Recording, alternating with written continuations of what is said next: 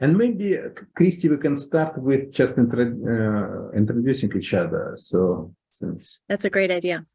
Yeah. Yeah. I've got kind of a longer introduction, so maybe somebody else wants to start. Eugene, do you want to start? And then no, I'll just feel free to start. well, okay, let me start. It just makes sense for you to start. So I'll just make this a quick version of my longer introduction. So I'm an academic instruction librarian in West Michigan in the United States. I work for Grand Valley State University, and I do some other work on the side, which I can talk about later. And besides being a librarian, I'm also a parent to 2 children who are ages 3 and 6. And I am so new to the ideas of self-directed education and democratic education and all the other terms I've been learning. So I'm a little uncomfortable being the host of this workshop or discussion or what we want to call it. And I'm really hoping to rely on you and all of your expertise to help me learn. And then also I have just lots of questions. So when I told Eugene this earlier, but when there's moments in the conversation where we might take it in a different direction, I'm going to bring up some of those questions. All right, that's enough of me. Who wants to go next? How about AJ? Sure. My name is AJ Dikoto. My pronouns are she, they. I see you have your pronouns up here, Chrissy. Let's see. So I'm a doctoral student at the University of Delaware. Eugene is my advisor. So I'm in the sociocultural and community-based approaches specialization. I am almost a candidate if I would just defend my doctoral proposal, right? So I've been working on that a lot these days. So I decided to join this morning to sort of keep my mind in an academic space. So I'm not, not an expert by any means in democratic education. I'm still learning as well. But I'll be happy to share the little bits that I have interacted with. Let's see, I'm originally from Trinidad and Tobago. I'm also a parent. My daughter is now 9. I'm also a partner. I got married last year. And yes, and I live in Philadelphia now. What did you say your specialization is, AJ? So it's sociocultural and community-based approaches, which we fondly call SCA, because it's a bit of a mouthful. But my dissertation is on the PhD trajectories of Black students, and I'm using African oral storytelling as the methodology. So I put in some work on sort of turning something that has not been used academically as an academic methodology, and as part of the idea of returning to more indigenous methods or decolonized methods for academic purposes. Thank you.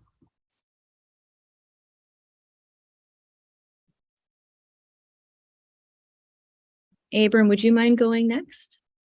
Hi, everyone. My name's Abram.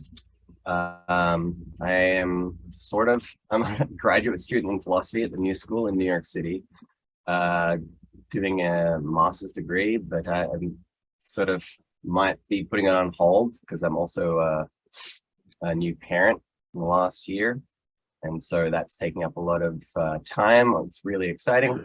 I have background in self-directed education. I volunteered in Agile Learning Centers in Manhattan and around the network from like 2014 to like 2016 or 2017 or something. And I completed a master's degree in philosophy of education. So I'm really interested in this kind of work in democratic schools. I also really got into dialogic pedagogy, which is how I sort of found my way to Eugene and Anna and their projects. And I'm really interested to hear your work, Christy, and the questions that you asked in your notes. Thank you, Abram. It's nice to meet you. Melissa, how about you? Everybody, I'm Melissa Bradford. I am a professor at DePaul University in educational leadership, but I also founded a Sudbury school. So I've been interested in democratic education for a very long time. Both my children attended democratic schools. When I was working on my PhD, that's when I first got interested in dialogue as, as a way of thinking about education and just as a way of being, and came across the dialogic pedagogy work of Anna and Eugene, and got very interested in that. And ultimately, I created my own methodology, like you, AJ. I wrote a book chapter about it. If you're at all interested in my journey, my chair said, think about using dialogue as a methodology. And that really got me interested. So that ultimately is what I ended up doing for my dissertation, was dialogue. I can talk more about that if anybody's interested at another time. So I'm still involved in democratic education, and I feel really passionate about it. I see a lot of overlap between that and democratic schools and dialogue. So I just love that topic. And now that I'm teaching at the university level, which is a very strange thing, to be in a very conventional kind of setting, I'm thinking a lot about how do I, implement different ways of knowing and being in the classroom, with graduate students, and how can I bring more dialogue into it? So that's me. Thanks, Melissa. Mariam, would you like to go next? Hi, and good to see you. Hi, good to see you too. I don't know, I was a bit late. I don't know, what are we supposed to talk about? Just an introduction? Yeah, just a quick introduction. Okay, so my name is Mariam. I have a PhD in mathematics, but I realized way earlier than doing my mathematics that I won't be, way earlier that I enter my PhD, that I won't be a mathematician. And I was always interested in education. And in 2017, through Facebook, I encountered the conference on what was that? Innovation in education. And then from there, I got to know the Sudbury School and democratic schools in France. And then it was like, I found what I was looking for the, whole my life. And from there, I decided to completely change my direction of research towards democratic education, self-directed education, Sudbury schools, and so on. And at the moment, with Melissa, we are doing a research on how children learn mathematics in self-directed education. Thank you. And how about Amnon? Would you like to go next? Hi, everybody. My name is Amnon Glasner. I'm a professor in K Academic College of Education and in the Hebrew and the Ben Gurion University in Be'er Sheva in Israel. It's evening now. For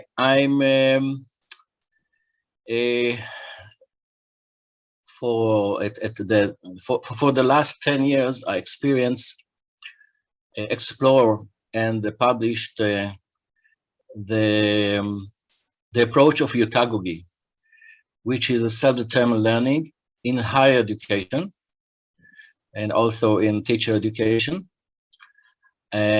which is an approach that enable the students the full freedom to choose in the frame of some subject, to choose what to learn, how to learn, and how to present their learning, or how to collaborate with other about their learning, and how to evaluate their process of learning and the outcome, the knowledge they already created.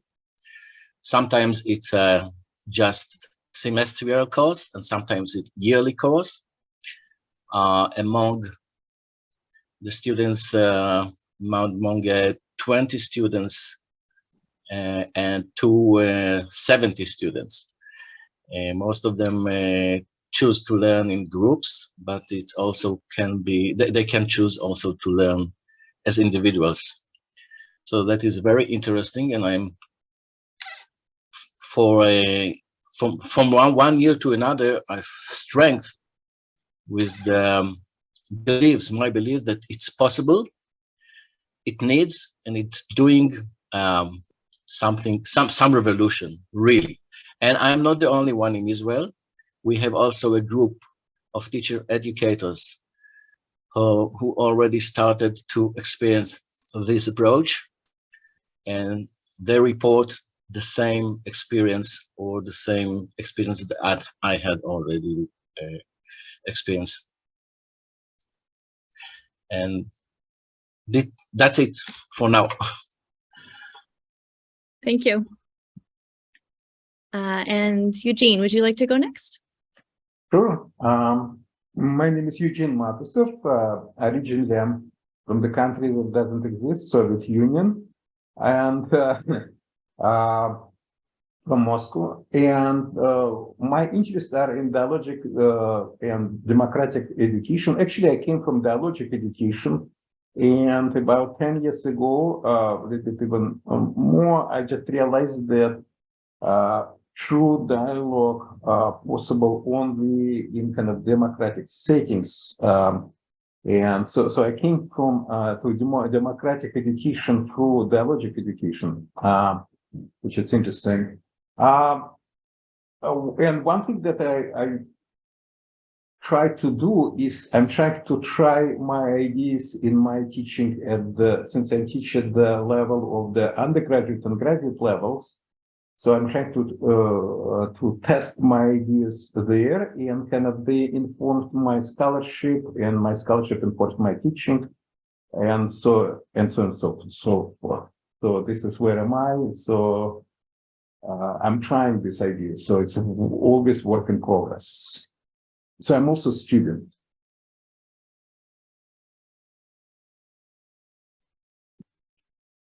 And Anna.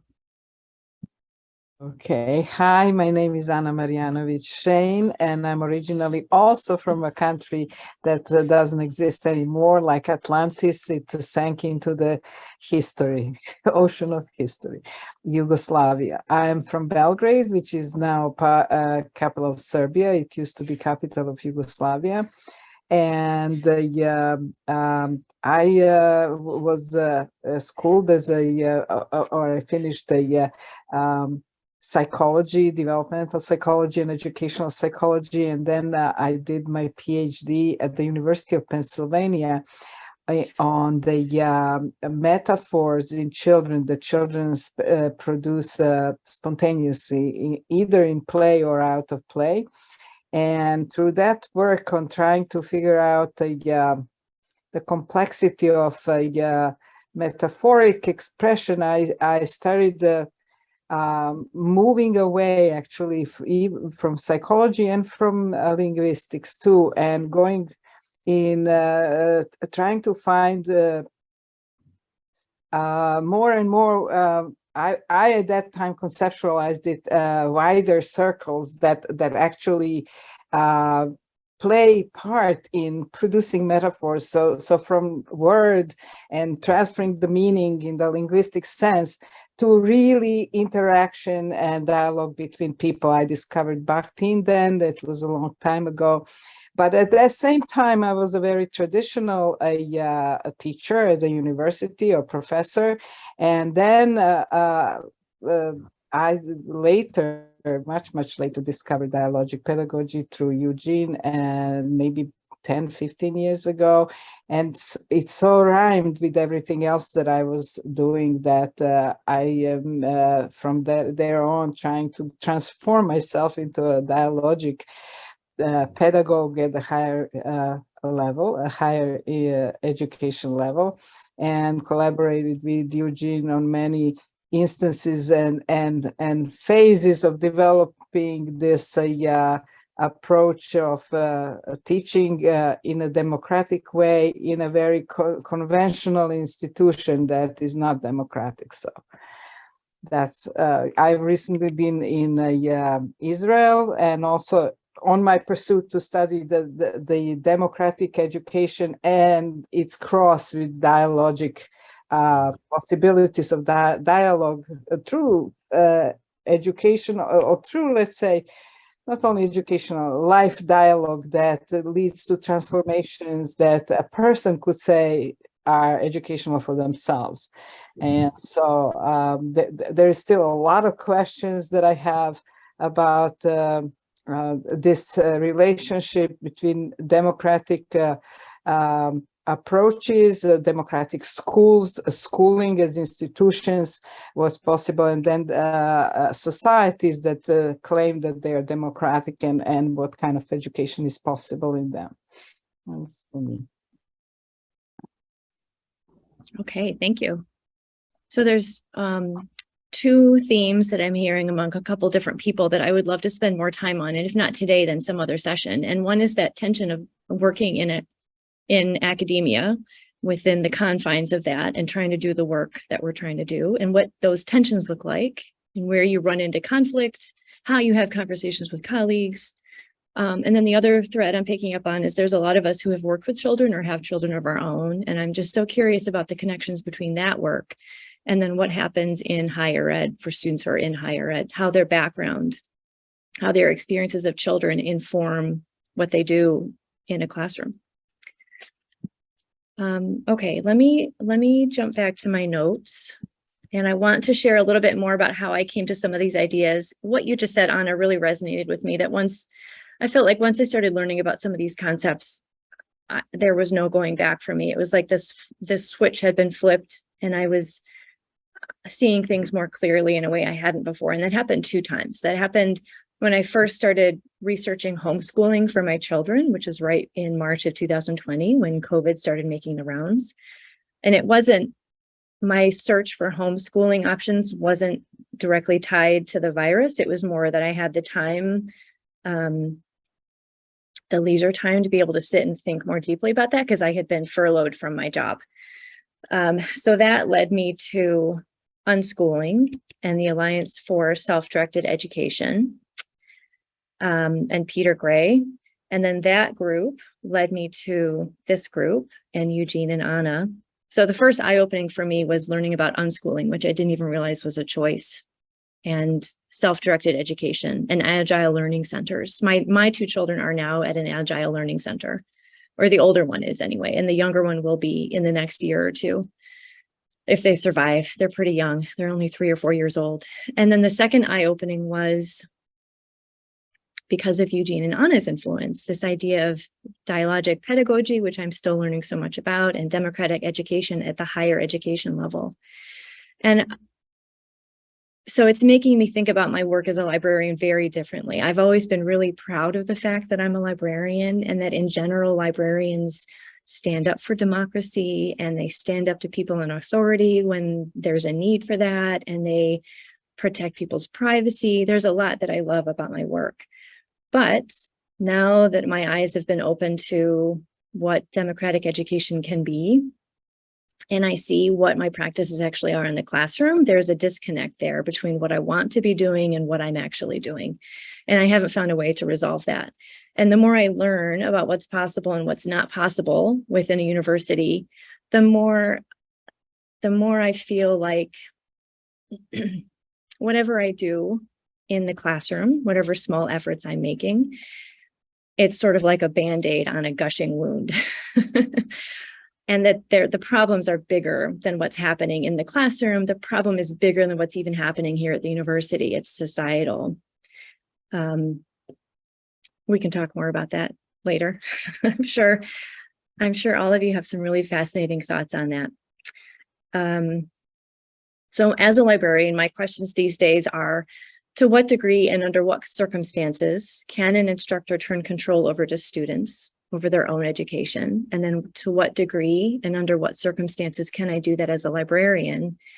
And as a librarian, to give you a little more context about the work I do, I meet with some classes once, maybe twice each semester. And I'm with them for maybe an hour or two each time. So last time we had a group conversation like this, Eugene had a couple suggestions for what I might start to try to do. And I'm open to other people's suggestions as well, given this very limited time I have with students. And given that our time is often, the content of our session together is often predetermined by the instructor who comes in with a certain agenda. So what else did I want to mention? Is there anybody who wants to say anything now before I keep going? Yeah, I'll pause here for a moment. And if anybody wants to jump in, feel free. I'll just wait a moment. And then if nobody has anything to say, I can keep going with some of my notes. I'm curious about the role of a librarian, which I'm not that clear on how much work you're able to do in terms of community building within the institution that you're at, the university or college that you're at. But I always think of the library as a kind of study space, community center of some sort. And I imagine there's potentially like meeting rooms there and whatnot. Yeah, I'm wondering what's my question? My question is, how much of your time is already dictated by institution, and how much time do you have that would be discretionary that you could create little side projects like supporting meeting groups or something like that? Yeah, that's a great question. And I think I see what you're getting at. So I'm a part-time adjunct. So shorter answer is I don't have any discretionary time, but in the next couple of years, there will be opportunities. There will be people retiring or switching jobs where I could have a shot at a full-time position. And I think what maybe you're saying is that as a full-timer, there would be pockets of time where I can choose what actions I want to take to, count for service or scholarship, for example. And in those places, I could start to incorporate some of that community building that you're referring to, maybe gathering students together and having these conversations with them, or having conversations with colleagues. Is that the kind of thing that you're thinking about when you think of community building? Yeah, I'm just thinking putting on some kinds of events like this one that's virtual, but on campus, and seeing who shows up, because the thing about my experience with like agile learning centers or any of these things, like you can create an offering and no one will show up. You can create an offering, 1 or 2 people show up, and they start to seed something. So your work then gets done for you by the students that you've kind of presented a possibility to. So it also could, I'm not trying to give you more work, but it doesn't have to be that you have to plan out like a 2-hour event that you're going to teach specific skills or anything. You could just, I don't know. It seems like a lot of the work is in presenting the possibility of community organizing. Yeah, thank you for bringing that idea up. I really like that idea. I think it's a way to reach more people with some of these ideas.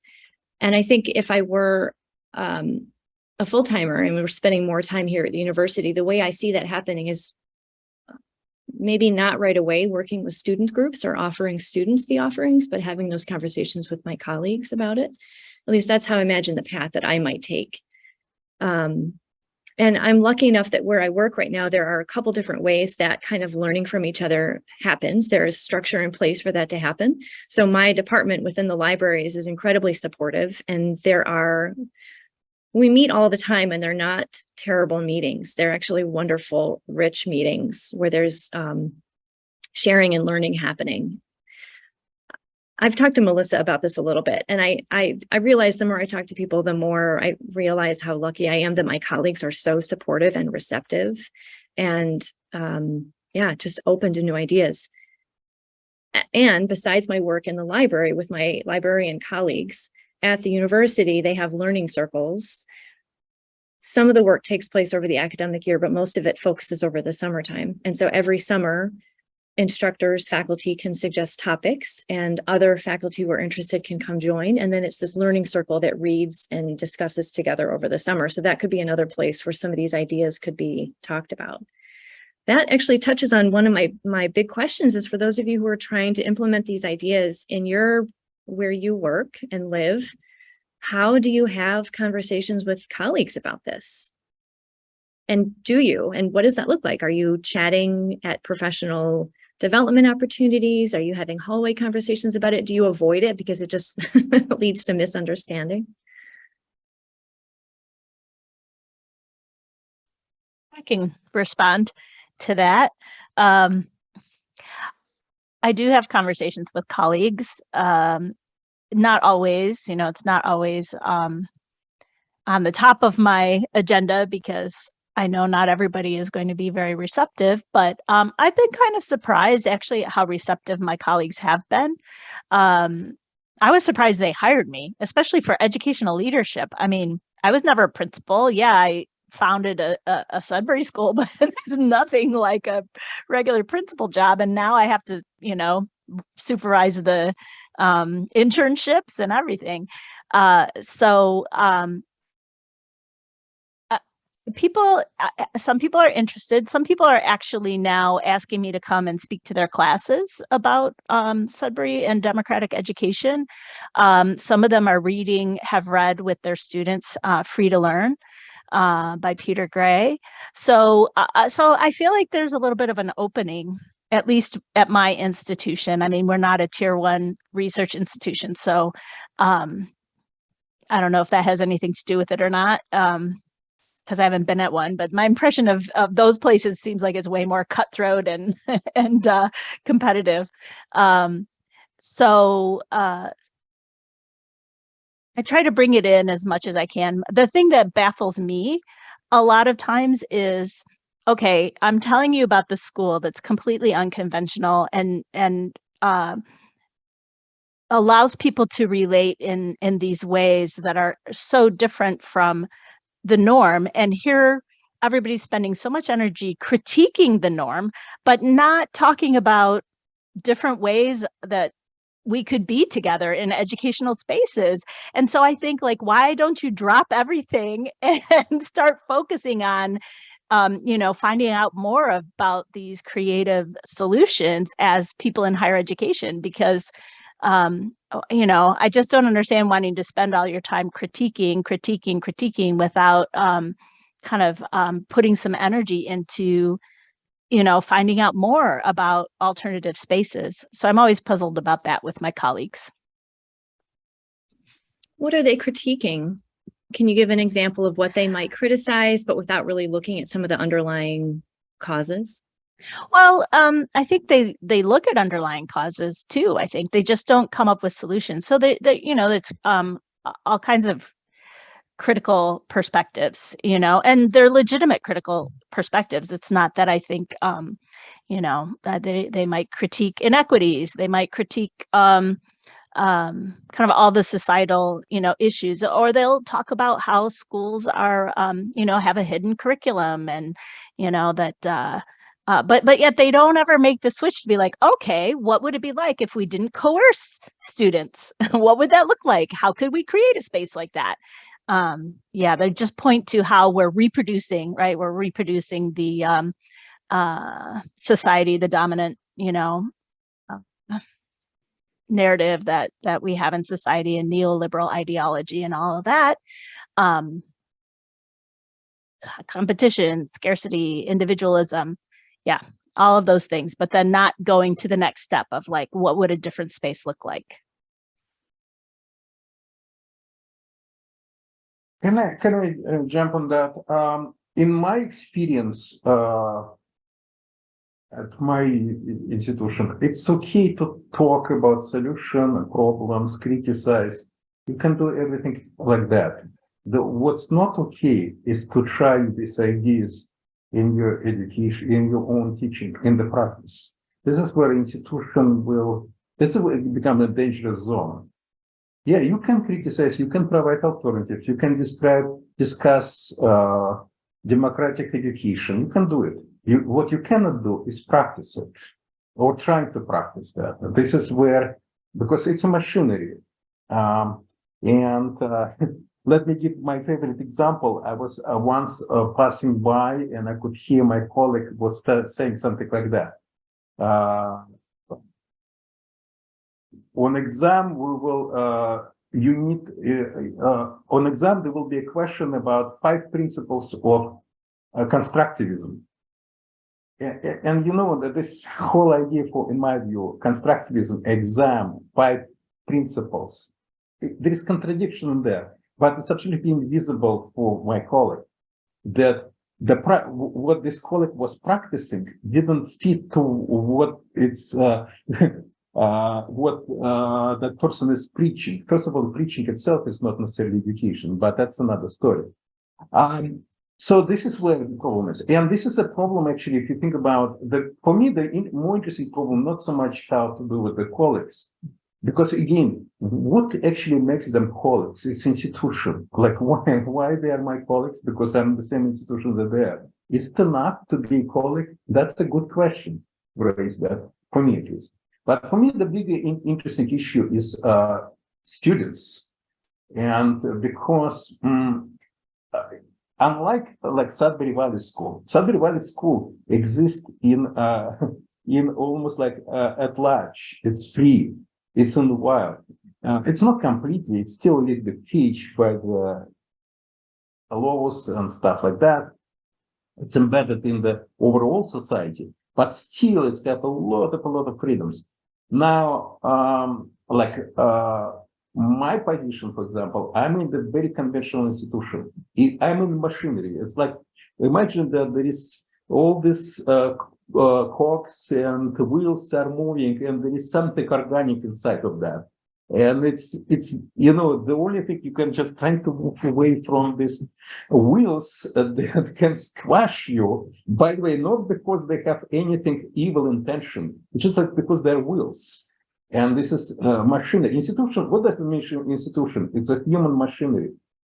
And this human machinery is working, and we kind of, I feel embedded inside of that. And trying to protect my students, myself, out of this movement that, and the movement can come kind of from all different directions, and you know always when there. And again, if you look at the students, like, think about that. I'm teacher of my students, but why am I a teacher? Just because the institution assigned my students to me and me to them, my students. Does it mean that my relationship with the students are really teacherly relations? Absolutely not. It's actually anti-teacherly relations, exactly because we're assigned, we're not free. In my view, I become teachers only when my students find me useful for something, and that's for help. That's when I can become a teacher. And before that, I'm not their teacher. And everything is distorted and disrupted, in my view.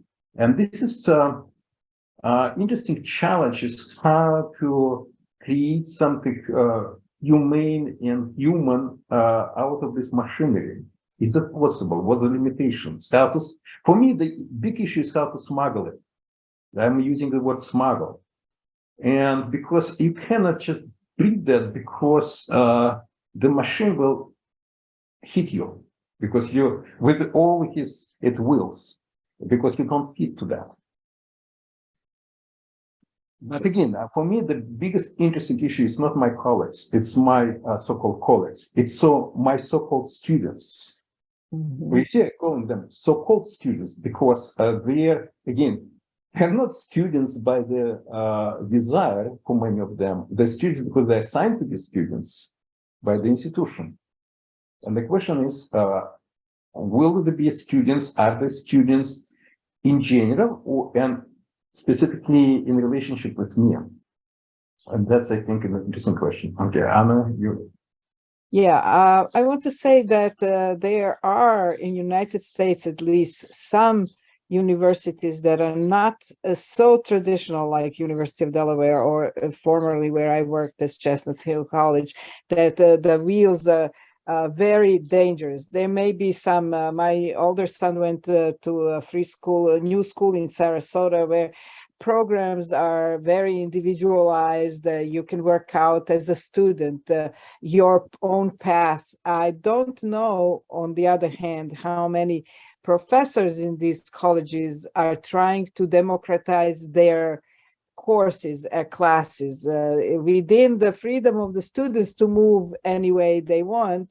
I don't know what kind of environment is that from the point of view of dialogic pedagogy, where this freedom also allows the professors and the students to move away from whatever the institution assigns them and create something new in the moment when it's needed, if they want to.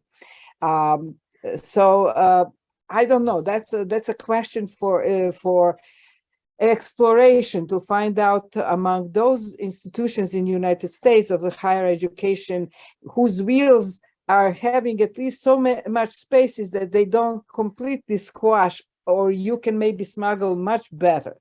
Where I was at the Chestnut Hill College until 2017 beginning, so concluding with 2016, it was impossible to survive. I was also smuggling for a long time until until it came known, because the wheels started closing on me. And when I said I'm doing what I'm teaching, it was a verbatim sentence. It was not in the air. You can teach about it, but you cannot do it. I was told by a senior colleague and administrator at that time. And so as long as the higher education institutions don't have a possibility to move away also from the, I don't know, in United States at least, you can always create a new schooling, not to call it institution. And there are many other possibilities on many levels. So that's one of the things that we try to do with trying to create our session now here, part of the University of Students. How will that live, whether it will live and how it will shape itself, we still don't know. I want to say something, with your permission. First of all, I astonished again and again that when I'm teaching in the university, they are not fired me, because maybe they think, okay, there is one crazy man, let's live with it, and as long as it's not disturb all the system. Maybe also the students sometimes testify about the meaningful experience they experienced, and they wish to make them some opportunity to experience something else for 10 years, okay? And it's a different thing in the teacher education college I'm teaching. I think Anna also talked with some of our staff, and what happened there, that I think there is a lot of programs that begin to wonder, because it's a teacher education institution, what they really believe. It's more intimate, and it's more it's enable a lot of freedom for, at least maybe because of the head of the college, opportunity to the lecturer and pedagogical guides to dream their dreams and to try to implement it. And then we, for example, the idea of Utagugi, about the idea of Utagugi, we began to build or to create a group, or I call it epistemic group, group of community or epistemic community, a group that began to learn about the idea or the approach of Utagugi, which is very similar to what all of you are doing, and then to begin to think about how to make a change in the system, much bigger change, and I believe that it's not all of the teacher, it's not all of the lecture, it's not all of the guides, but there is more and more people that are trying to experience. It's a very long and very difficult process, but they never get back. I mean, to the old fashion, and they struggle, and we share each other. We have a support community. It's also a support community. We think together. We share together with our each one experience. Sometimes we're working in co-teaching. So it's very different. It depends on the environment, on the you know the leader of the institution, the openness, the atmosphere.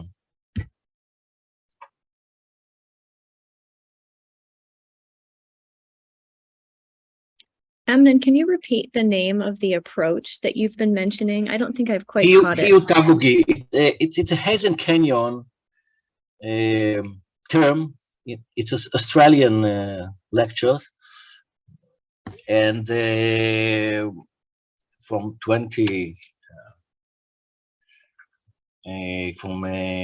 2000, and the approach is a Latin. Instead of pedagogy, Utagugi, it's self-determined. The self lead his learning. Okay, and this is the idea.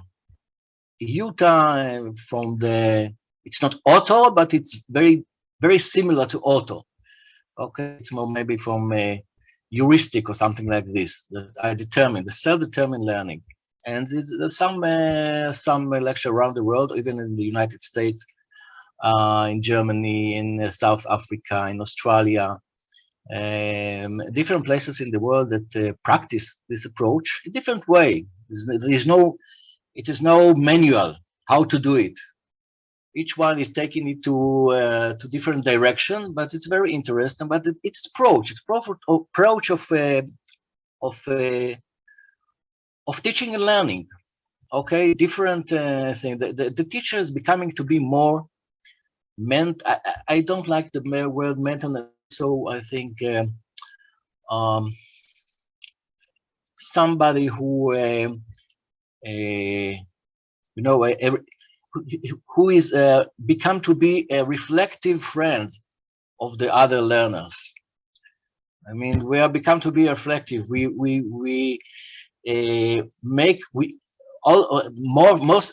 have two different kinds of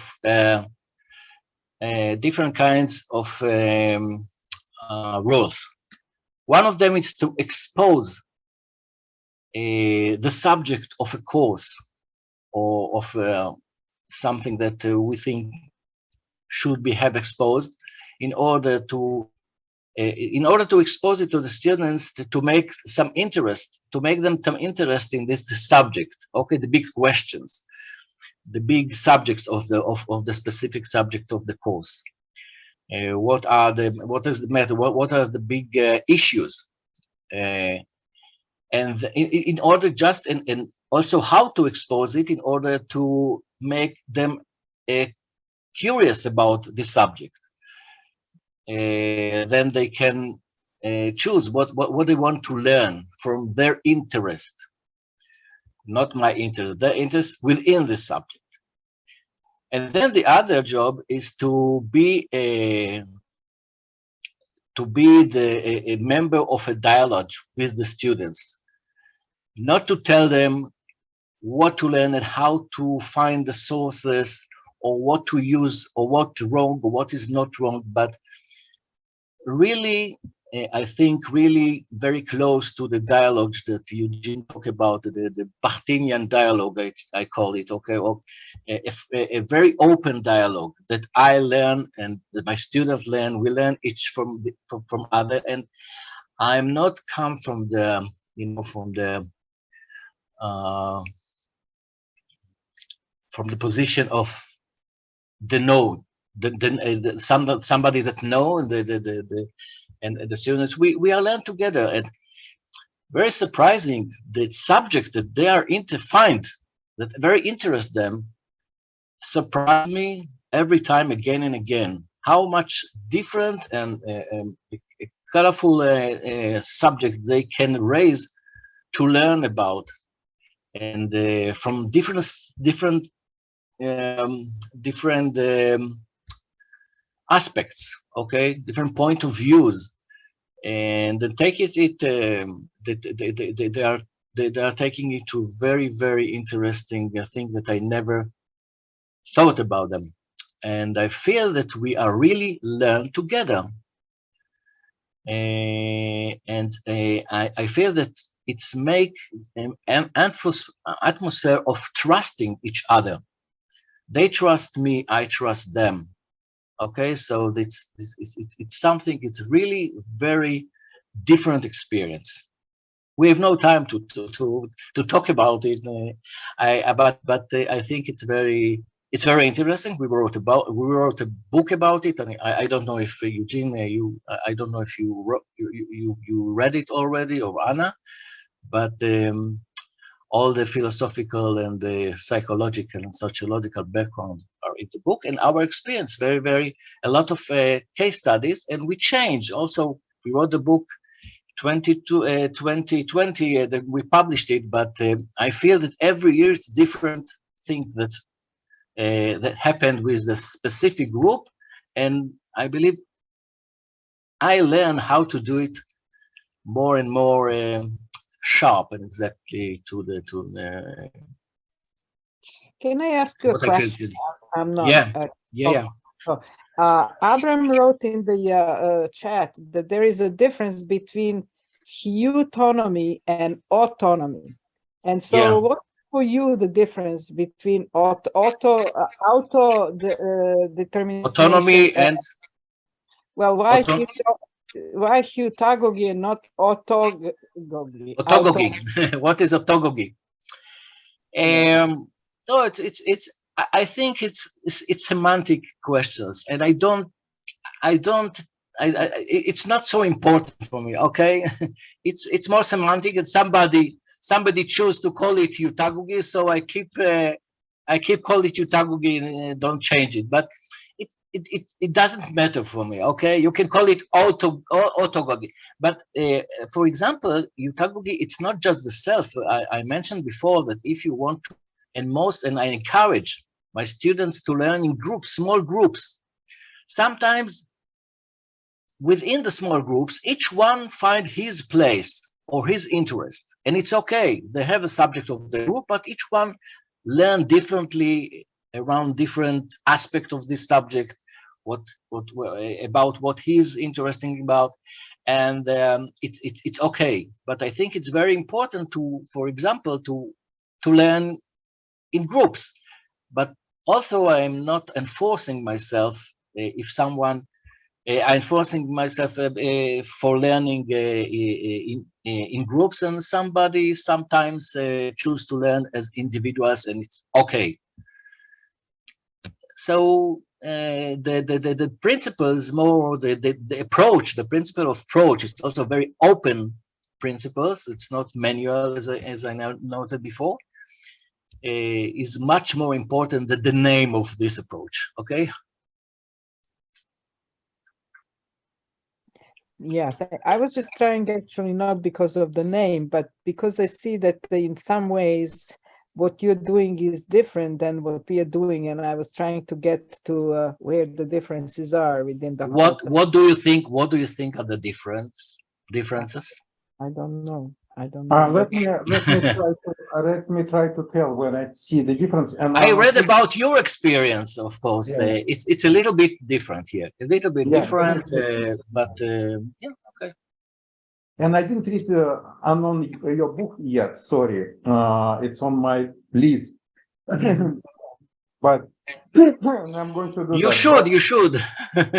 yeah, I look through that a little bit. So I think there is the difference is that in my view, your approach is what I would call learning center, and which implies that Student center, learning center, learning center. learning center, learner center.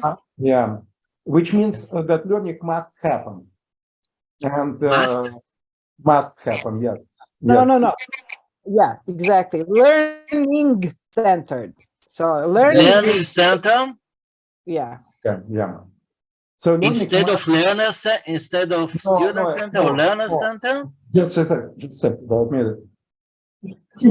It's not about instead of, it just is. Because, and first of all, there are many issues in my view there. In my view, education is not equal learning. And Yeah. it's for different reasons. One is that education can happen without learning, and another learning can happen without education. I mean, it's for one thing that education is about some kind of a value judgment that educatee, not learner, educatee is making about that certain transformation of their subjectivity that they noticed in themselves.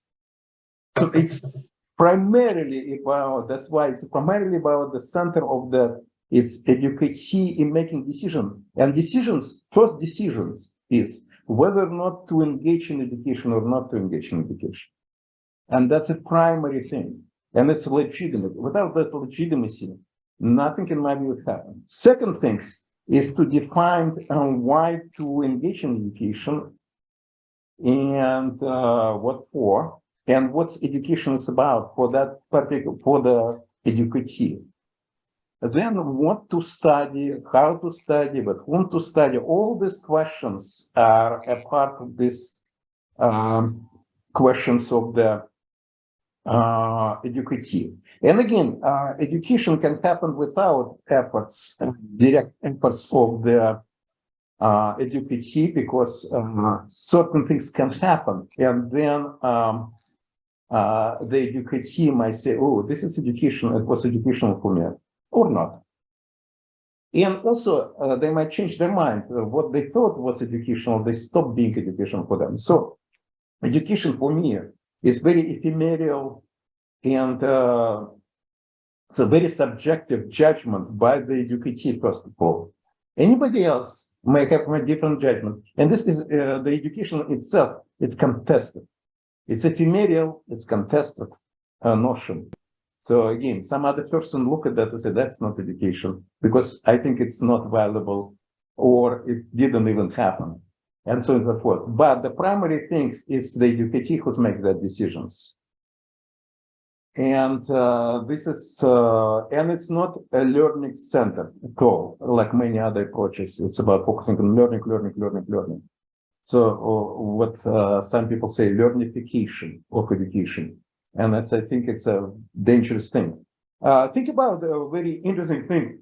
If you compare democratic school, K whatever, 12, like what Melissa is doing, what Sudbury Valley School type of school, the students there not necessarily engage in learning or in education in general. They engage in leisure primarily. They can play, they can hang out with their friends, they can attend to their hobbies, which might have aspect of education for them because they might notice something or not. But it's not necessarily they engage in education as such, as a kind of purposeful, some kind of engagement.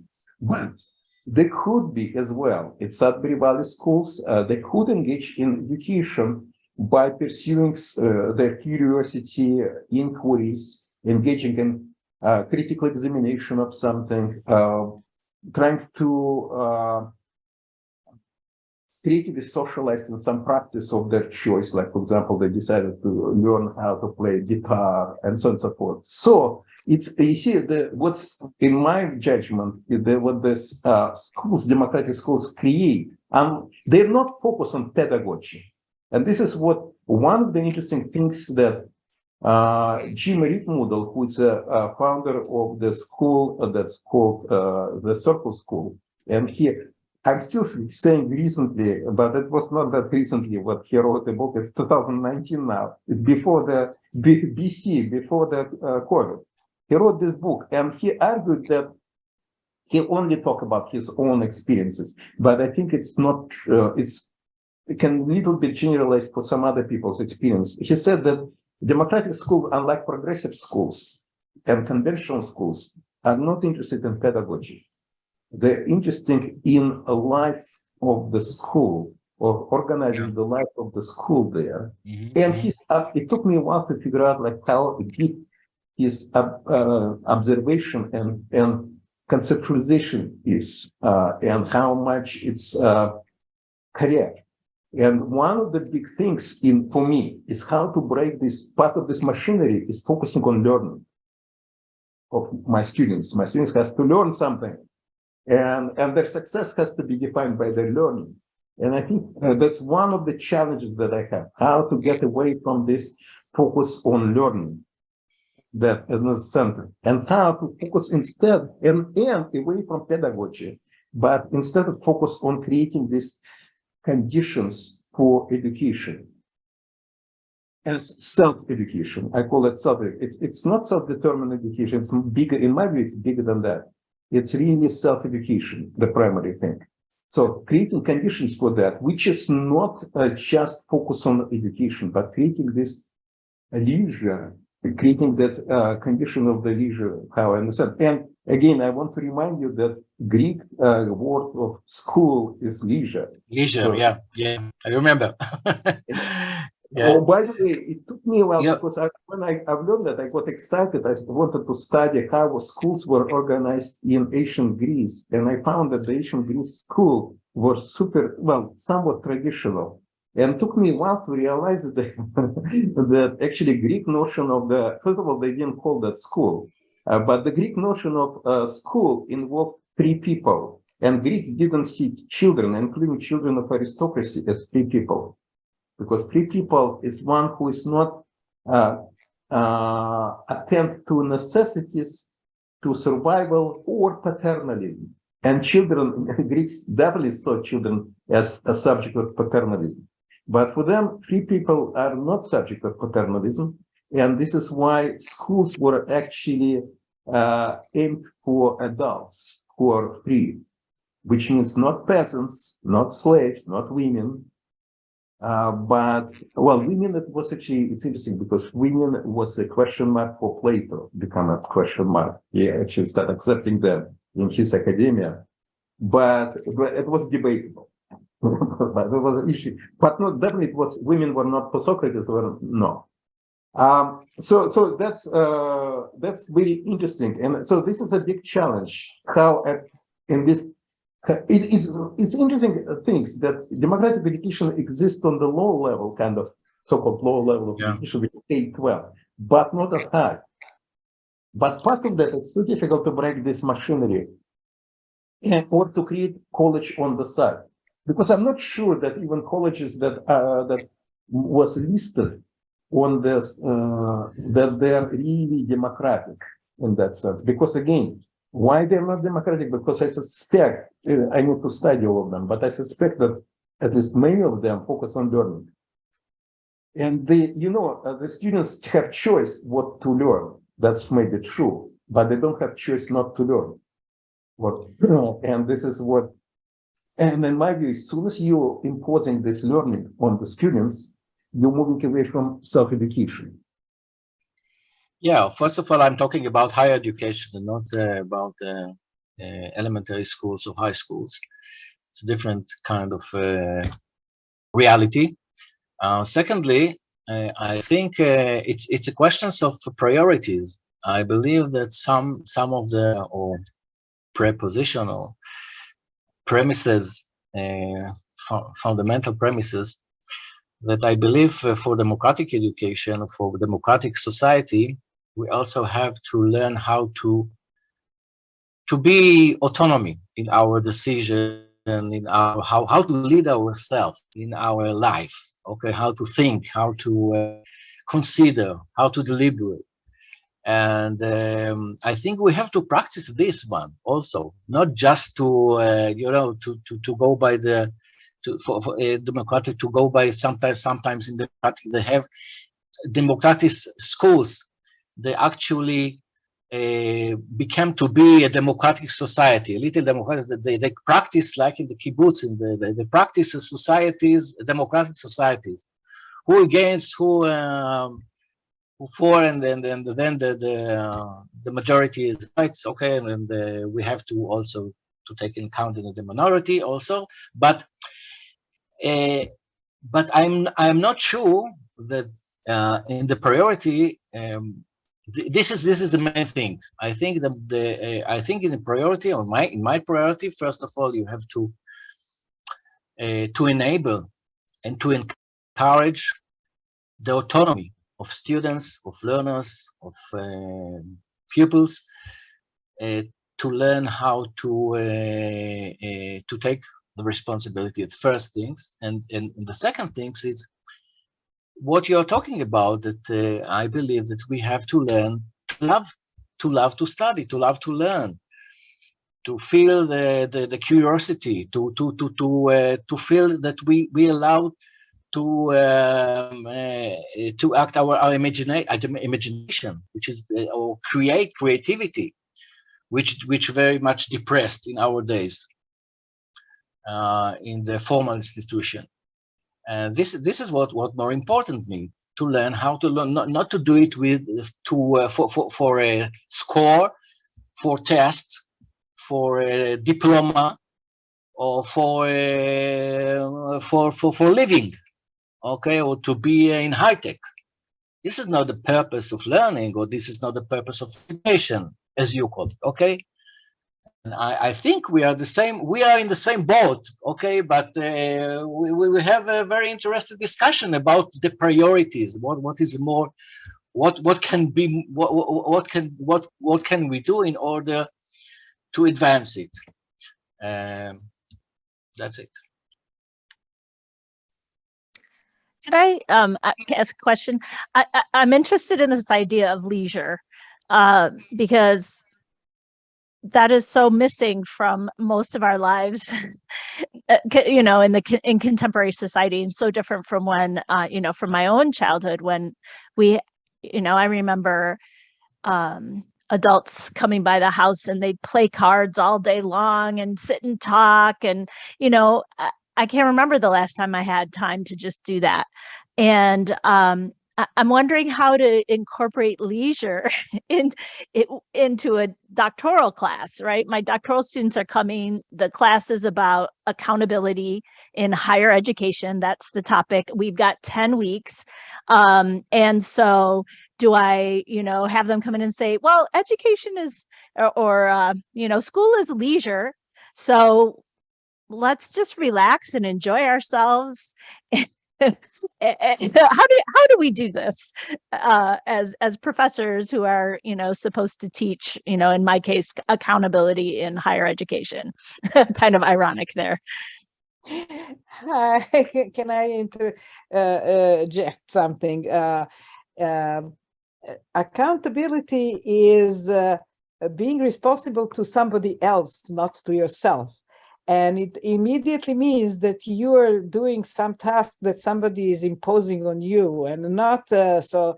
In that sense, it's counter the whole idea of being a free person in your own education. So you are now working as a slave to somebody else, even though they say it's something for you. Accountability is anti-educational, I would say, concept. So if you have to teach it in your institution, it's because your institution thinks of education as fulfilling obligations to somebody else. And it's not democratic and it's not dialogic at all. So how do you do it? If you say, we have to study this accountability, but what do you think about it? And do you want to study or not? And give the students choice that they may not want to even study that. Then maybe you're betraying the concept of the course, but not the concept of education as a leisure or as a free way of spending your leisure time, being interested in something to pursue or not, and at your own time. So it's a very contradictory to me. Yeah, let me continue that part. That first of all, Melissa, many students are in prison, and they're already coming to you to being in prison. And I think the first thing is reveal this condition and address that condition. So how to reveal that? I don't know, Melissa, if you're not doing that, but like many of my colleagues, I'm doing something like that. At beginning first class, I'm asking like, why are you taking this class? And basically what students are doing is they BS. They invent something and they say something just to provide socially acceptable answer to that. And they practice, and they, especially doctoral students, doing it pretty well.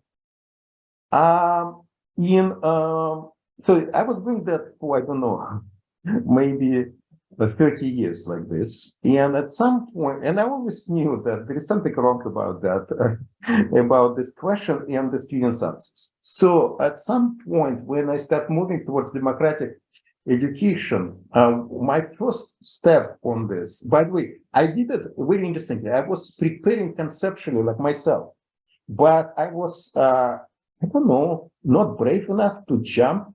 I don't even know what to jump. I actually read literature, strategic literature, for example, Ira Shore, what is called the book, very interesting book, when he tried to do it in the college, tried to do kind of a version of democratic education. It might be a very weak version, but still, in my view, that it was very revolutionary back then. I was thinking, what is called the book? It's about liberating something. Anna, we cannot hear you. We cannot hear you because you now. When students have power. When students have power, thank you. So I read that, but it somehow nevertheless didn't have courage to try to do something. And my students had a revolt in one of the classes, undergraduate classes.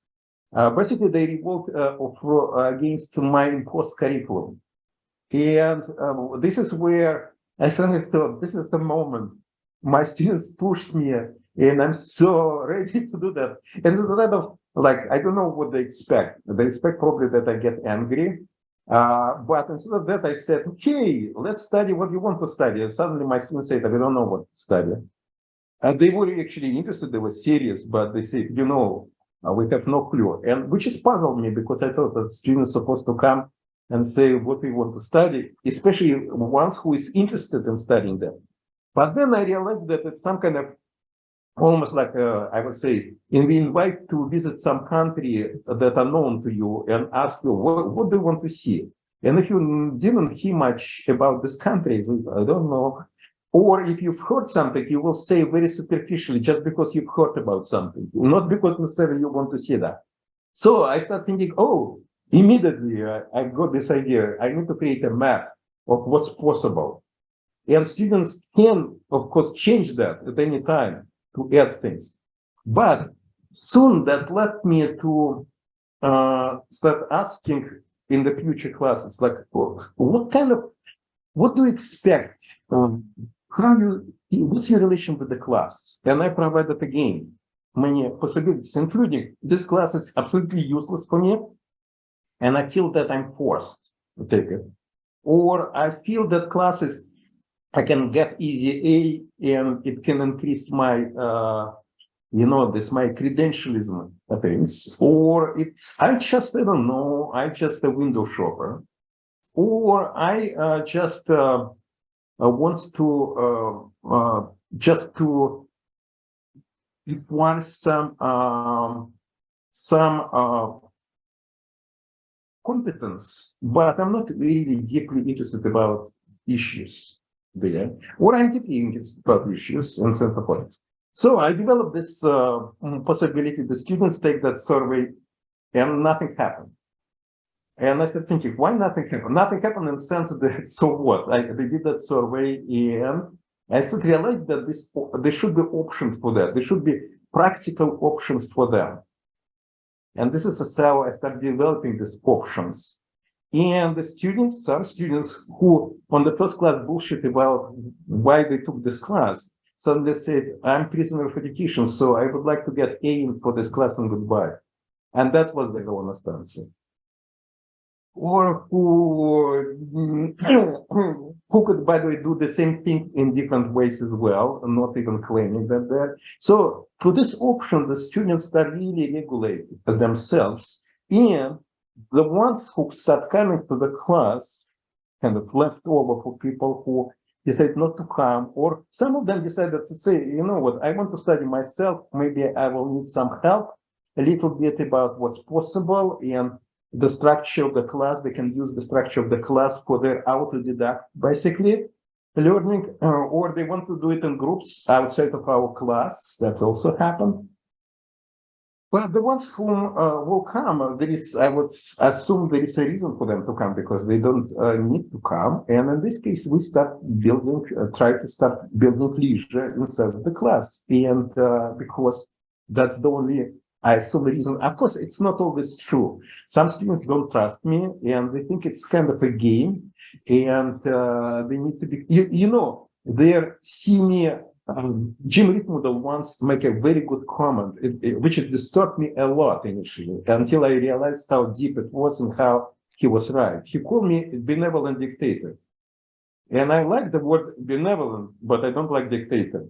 And I said, how come I dictate? I'm not dictating anything. I'm just I'm allowing and I'm not using that word, allowing this or that. I'm giving them a freedom. And this is what I realized, that's what dictatorship is about. You know, really free people do not need anybody to grant them freedom. If you grant it freedom, it means at any time you can take it back. And its control is still in me. By the way, I can tell that I will never do that. But the fact that it's possible for me to do that, it means that my students are never fully free. Yeah, some of them trust me that I will never do it, but it's still, it's elephant in the room. And unfortunately, so far, I don't know how to destroy that. I know that sometimes, again, for the students who are trusting, it's happened, but some students start trusting me only after the class, for example. And sometimes I'm not having another class with them. For the students with whom I took another class, it's much easier because they know. But even that, still the effort is there. What if changed my mind? What if I went attend a conference, talk with the Christy or with somebody, with Abram, and they convince me that is actually a bad idea. So boom, I changed my mind and took it back. It's still possible because behind me there is this weaponry of the institution that giving me that weapon, and the weapon is right there. It's I might not use that, but it's there. So this is kind of how to create this leisure. This leisure only can possible for people who feel themselves free, who feel free to participate, not to participate, and many other things, to define how they want to. Everything is conditional for them. And they know that at any time they can change that. And this, in my view, this condition of the freedom creates condition for leisure. Also, Eugene, I think, okay, Anna? yeah, I wanted to compare this knowledge that you're free and the of students' knowledge or a person's knowledge that nobody grants it to you. It's all up completely yours. is much stronger and more important, I think, than having a trust in somebody. Having a trust may become something in this freedom or not, but when you're not free, then trust becomes very important, because you don't know to what extent you are subjugated to somebody. So how much you can trust them is part of the unfreedom. And AJ, AJ, you had your hand up.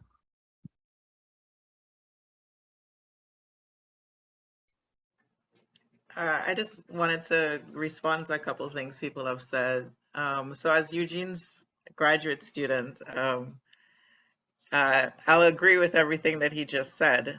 extra So points, extra points.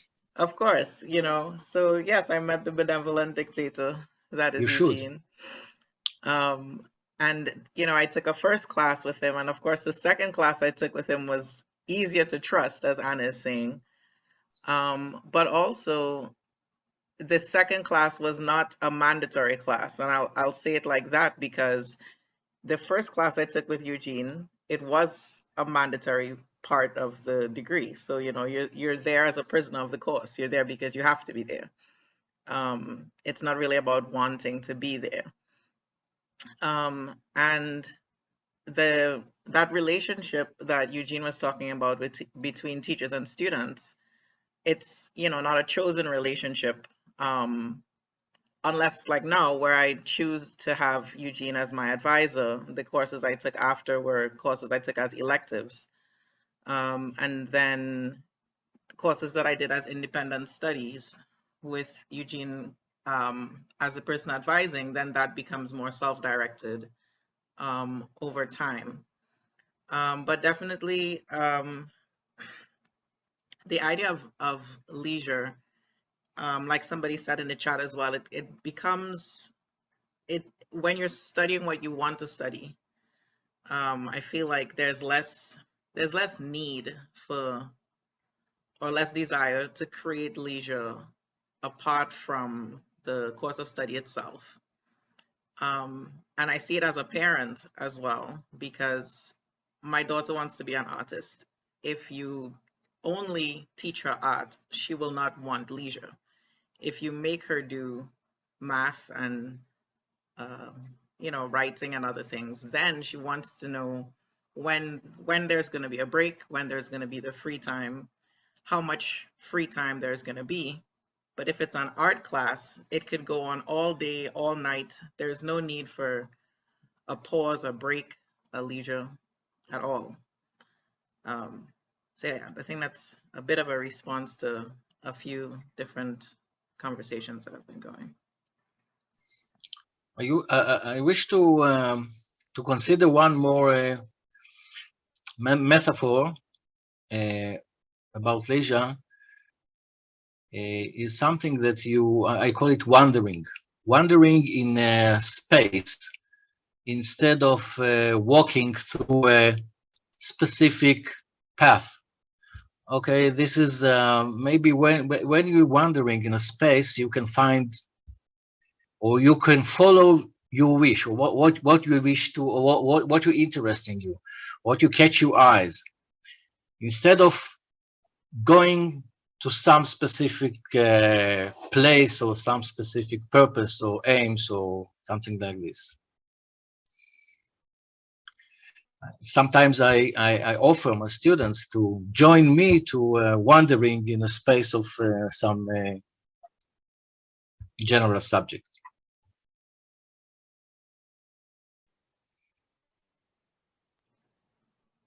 One other thing I wanted to add, I'm sorry. When Eugene and Anna were talking about I'll call it smuggling through the system, you know, so, you know, I'll consider myself the smuggled product, because I, you know, in my dissertation, like I said, Melissa, creating my own methodology, there's this fear that I live with every day, that I'm gonna step so far off the beaten path, that, you know, somebody behind Eugene is going to say, this is too far. This is not academic enough. This is not right. We don't want this. It's not, yeah, it's not in alignment with what the department is producing. And it really is like that, you know, the machine. So it's the checkpoints along the way, making sure that everybody is doing the same thing while saying to students that, you know, you're here to discover, but it's not that you're here to discover, you're here to be churned out exactly like everybody else. And I'm not trying to be churned out like everybody else, because I'm not like everybody else, which is why, you know, I think I have the one advisor in the department who's not trying to churn out, you know, copy and paste of their previous students. But yeah, then it, you know, as a master's student, I would hear people say, oh, when you're a PhD student, you could study what you want. And PhD students say, oh, when you become a professor, you can study what you want. And then new professors say, when you're tenured, you could study whatever you want. So it's that, you know, you just have to keep doing what somebody else says until you've been there long enough that no one could get rid of you on a whim. So then you can study what you want. But I'm choosing to study what I want right now. And I'm probably giving myself an ulcer from doing that, with the fear of it being too different from what everybody else wants to do. Yes, Christy said, yeah, it raises the question between being tenured and not tenured. And it's a real question because yes, and for the students, you just really need to have a tenure to be a lot more secure that nobody can fire you from your job, but because the institution would think of it as because you're part of those wheels. And it's a real fear. And I know, talking about what I'm doing a few years ago with some colleagues who were not tenured, they always said, like, it's easy for you to say and do that because you're tenured, but I cannot even begin to think about doing anything like that kind of smuggling before I'm tenured.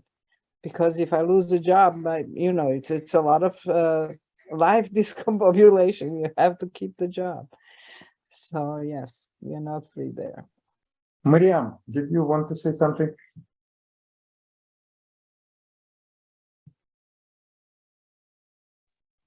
Yes, sorry, I was trying to find that article by Daniel Greenberg. So maybe what I'm saying is not directly connected to what has just been said. It goes back a little bit backward.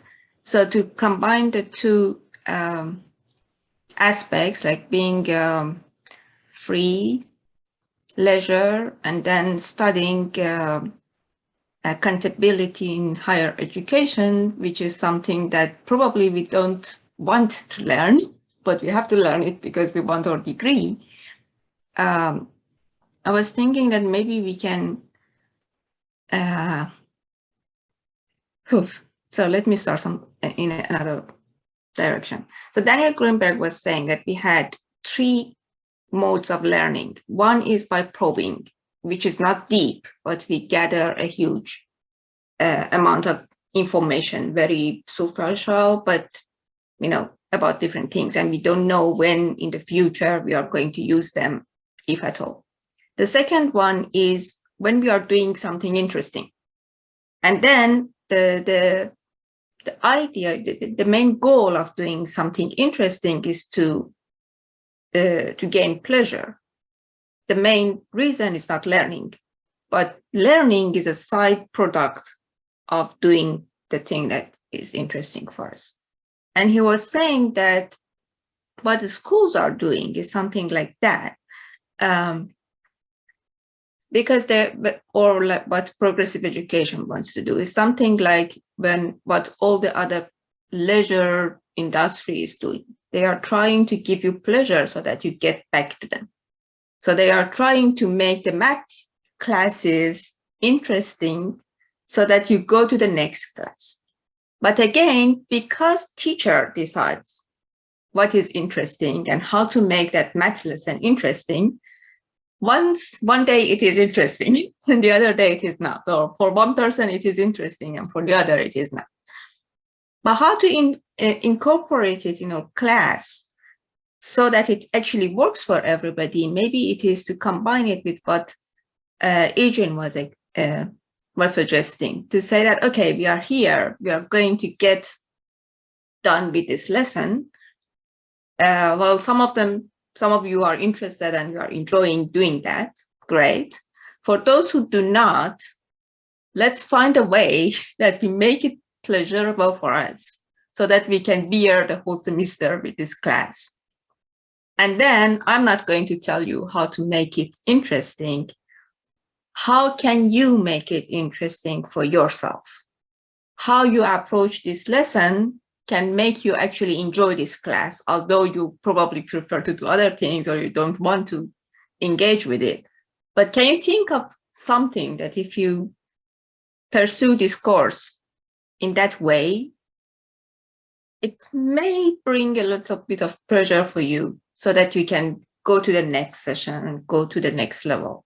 And next week you come back again to class and say, well, I did that and I want to do that with a bit more pleasure. That's it. Mariam, this is interesting issue. My students choose what to study for the next class. And at the end of the class, I ask them to write exit reflections. By the way, they choose, some choose not to write that, some choose to write. And it's open in the sense that they can see what they write. And like last class, there was very interesting discussion was in spring in undergraduate class. One of the students noticed that how differently replies were, because some students say, this was the best class that we had so far, class meeting. And the other students, there was two extreme kind of things. One student said this, and another student said, well, this is least interesting topic was for me in this so far. So there was an interesting discussion about that. When they noticed that, in itself, it was interesting discussion because they say, well, like we are here, so we have different interests, we have different relationship with the whole life, to the whole field, to the whatever. We choose to come, by the way. So we're choosing what to study. So should we expect that sometimes it will be interesting or not? And should you, for example, if you see that it may be not very interesting, maybe you should not come. On the other hand, maybe you will come because you support others as well as you might be actually it will be surprised. You might expect that it's not interesting or not, or you can be peripheral for that kind of topic. So it was interesting discussion, and the students make sense out of the different sense out of that. I actually learned from that discussion that maybe next time when it's happened, when these polar things, I will attract their attention, because this is one student choose to read and bring to the class that to discuss that in the beginning of the next class. So I think it's an interesting challenge for us. For example, right now we have a group, right? 9 people, and our discussion is moving in different directions, right? And some directions interesting more for some people, and some less for that interesting. That topic is less interesting for other people, and so forth. And it's dynamically changing. And I think it's a part of any studying together of anything. I think it's a very normal thing, but it's not that interest is also not stable. It's also contaminated. We can contaminate each other with our interests and also become something interesting or not. But I think it's a real good challenge. I think this, what I'm trying to say, and this is what I'm learning a little bit from my experiences, this progressive idea, expectation, that it's possible to be interesting 100% all the time about everything. I think it's very wrong expectations. And that expectation actually creates some disappointments where actually we should celebrate something rather than being disappointed. So we stop recognizing our success, and because of these wrong expectations. By the way, one of the problems with education is wrong expectations. And this wrong expectation not only misguide us, they really emotionally undermine us. Because I remember I had this idea that everybody should still involve 100% in every second. That's successful class. And now I realize that it's it's a very wrong expectation. Even if it might happen for a second, which I doubt that maybe I'm even wrong reading the students, but even if it's happened, it's not about, that is not what defines success. For me, success is when the students find this useful and free experience. I can give you even very bizarre situation when I feel very successful. Let me give one interesting example. Actually, two examples, if I mind, and then I will shut up. One example is when, my students choosing type of what I call pedagogical regime, and they kind of develop them if they want. And I had a student, it was educational class for senior students, and it was very general. It's very kind of, it was called topics in education. So this is for the senior students who came with whatever topics they're interested about, and we discussed it. So I had a student actually from China. She's Chinese student, not Chinese American. She's like foreign student. And she said, I want to do what we call open syllabus, which is she wants to decide education by herself. But she couldn't find a topic for that. And she wanted to meet with me. And I said, okay, let's meet. So she came to me and and she started telling me an interesting story. She said, I'm a senior and I'm going to China in a few months. I'm going to China. And I actually I'm not interested in education anymore. Also, I'm not interested in my major because education was her minor. Her major, for people outside of the United States, students usually define their major, the primary focus of their studies, and minor focus studies. Her primary was marketing, and she wanted minor was education. And she said, I'm not interested anymore in marketing or education. And I said, okay, so do you have interest? And she said, oh, yes, I want to become a computer programmer. And I told her, why don't you switch? And she said, wow, this is the end of my last semester. I cannot switch. It's too late. Meanwhile, I'm doing it for myself. I study programming myself. I actually talk with the professors of computer science, and they allow me to attend their classes. So attending their classes, not for grades or anything. I just want to study that. I'm not studying, I'm in that class right now. It's very demanding class on Python. It's a programming language. And I said, you know what? You sound like perfect prisoner of education. You don't need this class. Why don't you get A and goodbye? I said, no, you don't understand. I'm a serious learner. I want to study. But I just don't know, education is, and I just like, what to do? I said, why don't you study Python for this class? If you need this, study Python. And she gets so happy about that. She actually she got tears and she jumped and hugged me. I didn't expect that from her. But this is what it was. Actually, at the end, she sent me a printout of what is called Pikachu. It's some kind of character, Japanese character that she printed using Python program. And she sent me that Python program. And I said, you know what? I cannot help you with Python. Although I had master's degree in computer science, but I never studied Pikachu. Yes, Pikachu, yes. Thank you. And it's like a cat or something, like some kind of interesting animal. It looks like. So that is one story. But another story, it was before my democratic life, it was more my progressive life. And there was a student, I had a wonderful class in the sense how it was organized. I'm really still proud of that. My students had practicum at Latin American Community Center, and it was on cultural diversity, and they were and the practicum, they just learned how to be with kids who are different from them, and just enjoy being there or try to enjoy and see how they. So I had a student who was very unengaged in this class. And as progressive teacher, I was very upset with that. And I did everything I could, nothing. What was even worse, she was disengaged at the center with little kids. She was sitting there and playing with her phone constantly, distracting of other students. I even sent her very cute little kids who needed help, and I said, well, ask her for help. And she just sent them back. I was very disappointed, and since she didn't do much work, so-called work that I signed as a good teacher, I gave her C, which is very difficult, believe me.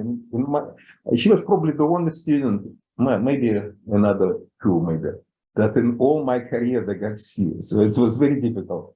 So anyway, year after, we bumped into each other and on the street, and I expect that she will pass me. This is actually a test of my teaching. If the student passed me, my previous student, without acknowledging me, it means nothing happened. It is between two of us.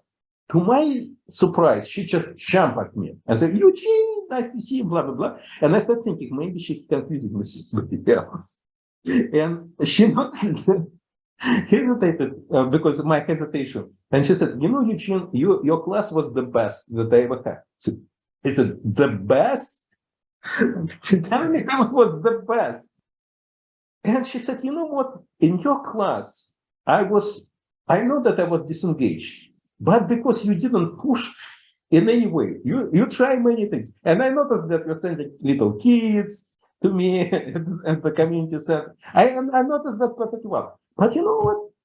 I just realized maybe I don't want to be a teacher.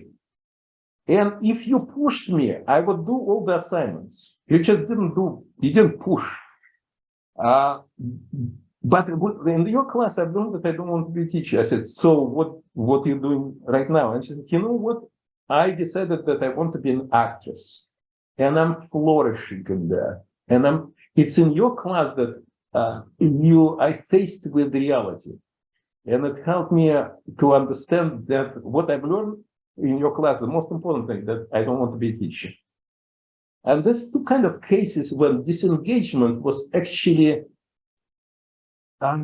important educational experiences, I would say, in both cases. Disengagement in my class were extremely important educational experiences for both students, and maybe for some others, I hope. And this is why I can see that, education is not about learning in that sense, but it's very important, creating a very important experiences, and it's not about learning, or engagement. Sorry for long comment, Marianne, to your points. Yeah, okay. It just reminds me of You muted yourself, Anna. sorry, just reminds me of how contradictory it is from having to be accountable to another person, because this accountability does not let you even reflect on what's important for you or not. And basically, that's why people don't learn and forget everything, because that was something irrelevant that they had to do for somebody else.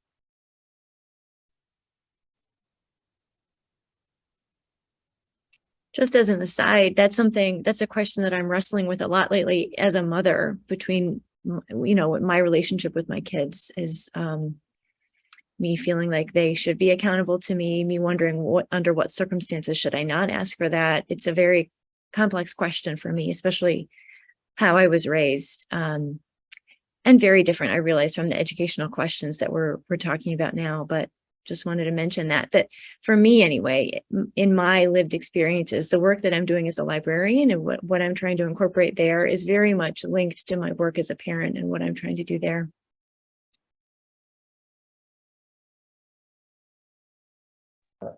Christy, I feel think like it's you're really raising an issue about relationship between parenting and education.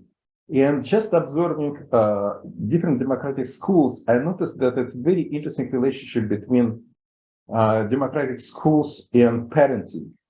One thing that it's many democratic schools started by parents, And because of that, there is idea for one type of democratic schools to see continuation between family and parenting, specifically in schooling, democratic schooling in this case.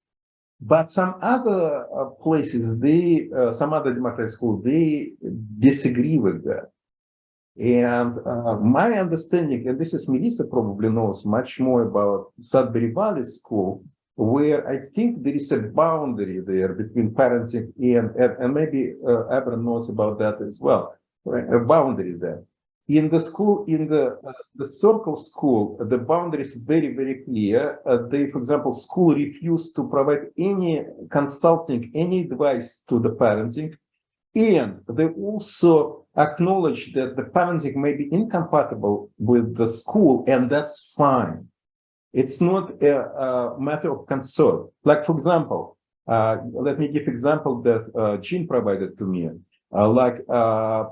Some parents of the kids kind of, let me put, force or maybe imposed or gently pushed their kids to do homework when they're at home. They invented homework and they demand them to do that.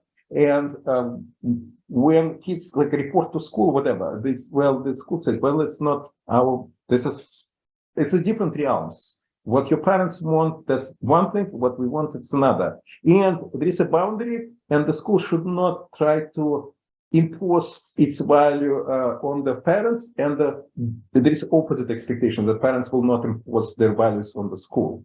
There is another, the third one and I saw that school. I observed that school. Again, and you might hear my judgments, and they're negative a little bit. You hear that, and there is nothing I can do about that because the school, in my view, almost like religious sect, and they actually constantly criticize parents and parenting with the students, and I saw that they were doing very successful. They bring almost like a gulf between students and the parents.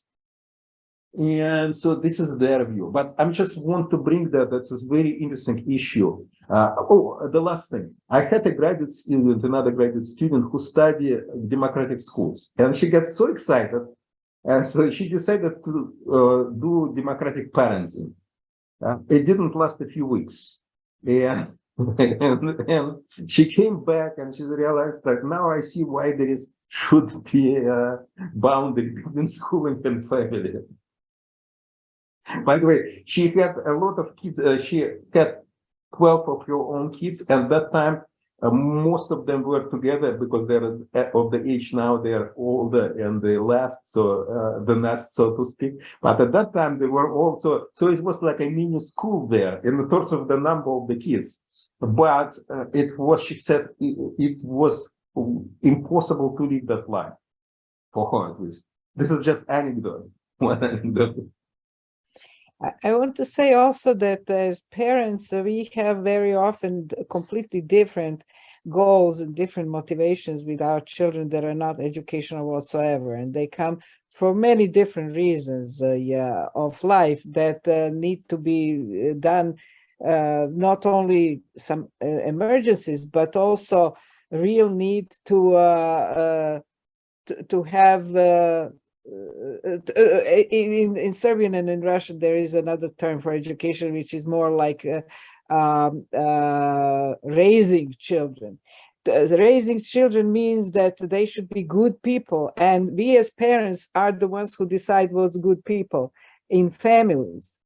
And that's also a right of parents. But that not necessarily sometimes clashes with education. And you would all agree that if that's a Nazi parent or something, their values are bad values, they're brainwashing children. But I think it's a right of the parent in some way to express their views and deep beliefs about what's a good child. It doesn't mean that they have a right to break some boundaries, and we all know about permissive parents and very strict parents who beat their children or not beat their children. We as society, we can judge that. But on the other hand, it's in the realm of parenting. And it's not the realm of education. They may coincide to in many ways, but also separate in many ways. Also, from the families and parenting, children have a very narrow, let's say, a narrow vision of what the life is until they come out in the world, you know, and experience different families, different environments in which they have different roles, not only as children of somebody, but as self-standing people who operate in different ways and not necessarily always with agreement with their parents, or the agreement of the parents might be not important, whatever. I mean, it doesn't mean there's something bad or something, but it's just kind of irrelevant. So I think that that is not the same. If you only want continuation, it's very limited in terms of education, in every way, even in traditional education. It's reminded me, Eugene, when you talked about the students that was a students in democratic school, and I have some of these students that studied in democratic schools, and some of them asked me not to give them the freedom. Teach us, tell us what to do, please. We have enough. And we wish you to, you know, to guide us, to give us information. Let's hear what you know. And this is a very interesting point of view, but it's just few of them. Most of them are already understand that it's good for them. The comment I wanted to make earlier was sort of the comparison between parenting and democratic education. For me, I would say is the intentionality, because it's not the system you grew in. So to me, a lot of people in democratic education now were not taught in that way. And I think a lot of parents now are parenting in a way that they weren't parented. So there's an intentionality there. And, you know, there's also a part of it where you're the one making the decision and you're the one steering it. So there's a reason that you want different for the next generation. And I think there's an I piece in that we may be missing. It's important. Yes, we're giving choice, but we're deciding to give choice. Yeah, I think that intentionality piece it's a good thing. It could be an egocentric thing for some people, you know, and I know for me, I was, and sometimes I'm still heavily criticized by older people in my family for the way that I parent. You know, I give my daughter choice. I give her knowledge sometimes instead of a rule, to try to help her make an informed choice. So, you know, an instance that came to mind was a day when my grandmother wanted her to apologize to her for something that she did, and she was maybe 2 or 3. And I explained to my daughter why she should apologize. I told her that there would be a consequence for not apologizing, and I gave her a choice. And she opted not to apologize, and she opted to take the punitive you know, response for not apologizing. And my grandmother could not believe that I was allowing a 3-year-old to not apologize. But I also taught her, to me, I was teaching her consequences for actions, and you know, but it's just really interesting, the intentionality of, you know, this is not how you were raised, you know, this is not how you were taught, and you're trying to create something new for the next generation. It's, you know. I do think it's challenging to parent democratically, because you just don't have like a school community where everybody votes and everybody, you know, it's just not that same dynamic.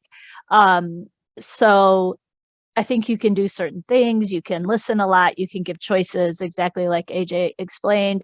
I tried to think of it as like there are boundaries, right? You can swing your fist until you end up hitting my nose with it, right? So as soon as your behavior starts to impact the family, you're crossing a boundary, and then somebody has to do something about it. We can talk about it. We can, make a plan together. But bottom line is, as a parent, I am going to enforce you not harming other people, not disrespecting other people within our family. There are different ways of kind of thinking about this as it's a different dynamic. But I will say that at our school, I've certainly noticed that parents that are more authoritarian, it does impact their child's behavior at the school, so I don't try to, I'm not an advocate for trying to tell parents how to parent, though. I think that I agree that there's that boundary, but you can see the difference between parents who are very respectful kind of parents with a more democratic spirit toward their children, and then the ones who are not. It does impact the kids' behavior. But I also will say, Eugene, I have seen that also kind of sort of disrespect or idea that you can't trust parents, keep them out, and I don't agree with that personally. It's something that we talk about at my school, because sometimes our staff members struggle a little bit with, like, sometimes I think they're intimidated by parents, our particular school, and they don't know how to handle the just the tension, the tension that's there.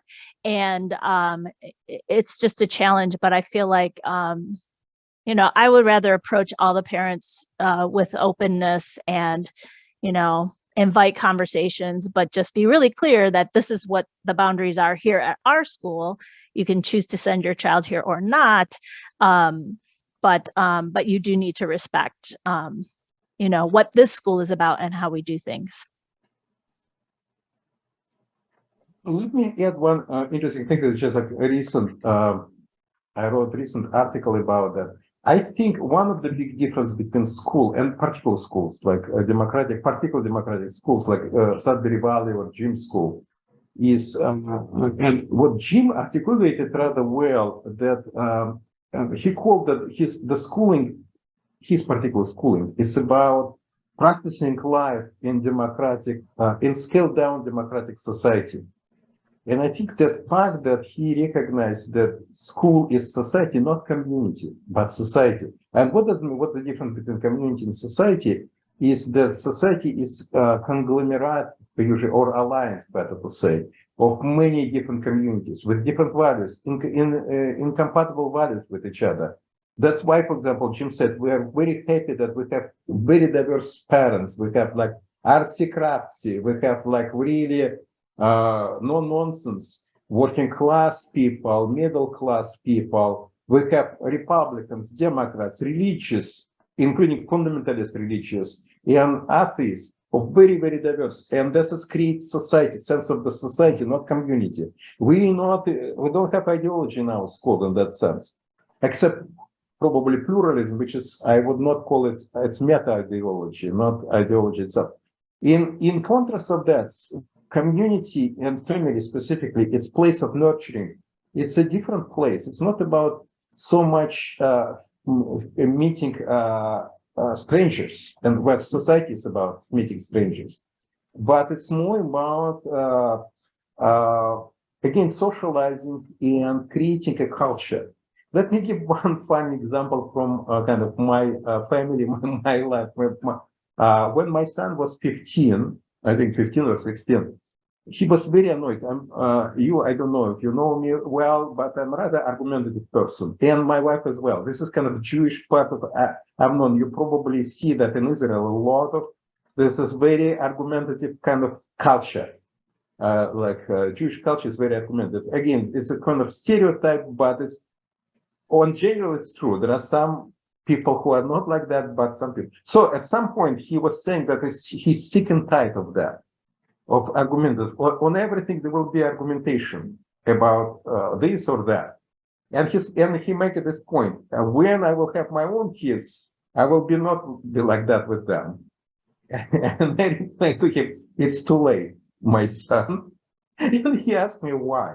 I said, that's why. Because you're asking that question. Because you will never satisfy not stopping of asking questions. That's why. Why we become it's in part of your DNA now. If you will not ask, how do you know? That's what. So on. You know, he replied with this argumentative thing, which is question, one of the argumentative tropes. And this is what family do, and that's nothing wrong about them. It's a beauty of the family. Of course, to some degree, it makes it rather limited, right? Experiences. It's very ethnocentric, you would say that, and so on and so forth. But on another hand, in my view, it's a beauty of any culture. It's like I speak, like we speak English, and for some of you, English is native language, for some it's not. But English is beautiful, except there are many other beautiful languages. But when you're using with people, it's a nice, beautiful language. On the other hand, there are other languages exist over there, and you cannot mix them too much. You need to choose which language to speak. More or less. And this is what community does, what this family does. You know, they do that in a beautiful way. But the schooling is more about society. It's not about community. And I think where you're meeting strangers, where you have strange ideas, strange sensibilities, strange cultural values, and so on and so forth, the strangeness is there.